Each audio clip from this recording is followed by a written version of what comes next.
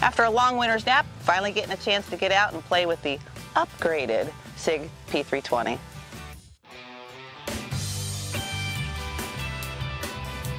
Hey guys, it's Kelly here from Armed and Feminine, and we finally have a decent day. Not that it's that great because it's still about 35 degrees out here. So I'm finally going to get to play with the voluntary upgrade of my Sig P320. I haven't shot it in a really long time because as soon as the issue came up with the trigger, I just banished it to the safe.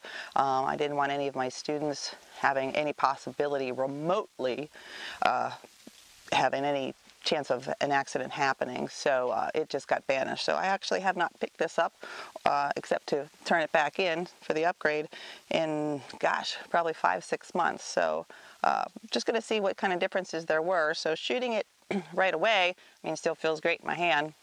The trigger, when we say, was it noticeably different because it was so crisp and quick prior, I didn't really notice any different. I had somebody say that they thought that it was choppy, and I really didn't notice that at all.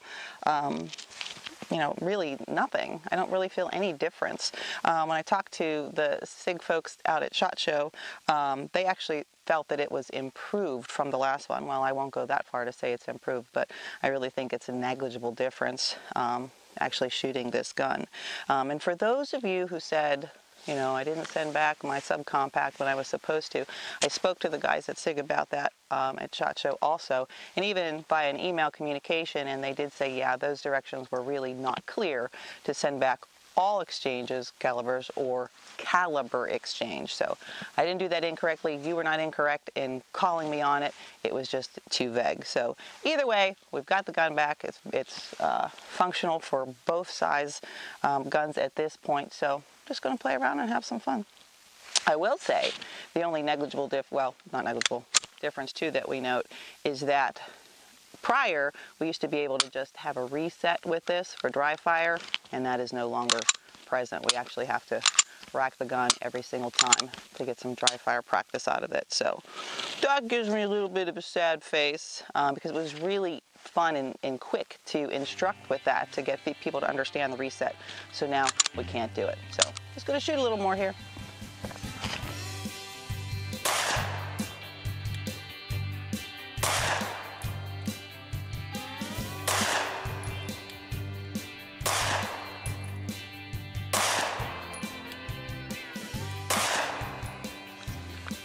A little askew, got to find my finger placement on that trigger again, but we're going to change out to the subcompact next.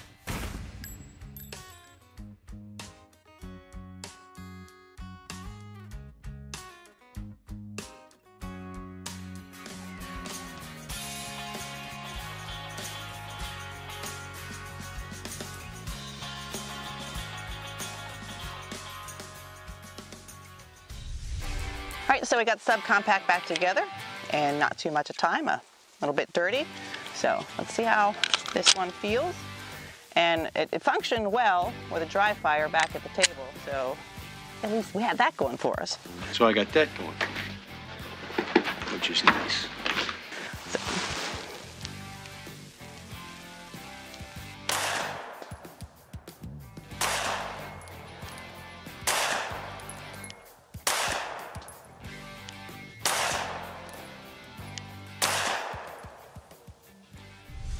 Well, I had a lot of people who said that they were not going to go ahead and do this voluntary upgrade because they didn't want to sacrifice the sweetness of this trigger.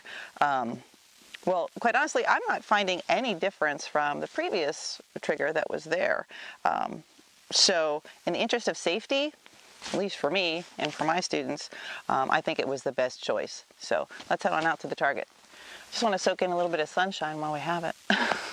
So anyway, I'm going to practice with this gun a little bit more and with the bigger size one as well, because it's been a really long time since I've had these guns, at least, or used them, at least 6 or 7 months, because they've been banished to the safe So in the meantime, I had been carrying either the Glock 19 or the Walther PPS M2, both of which I like and shoot really well. So I'm going to bring them all out to the range and play with them all again and decide which one's going to really be my everyday carry gun, of course, based on what the outfit is. So there you have it.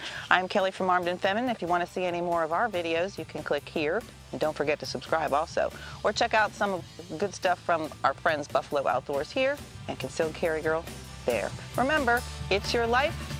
Protect it.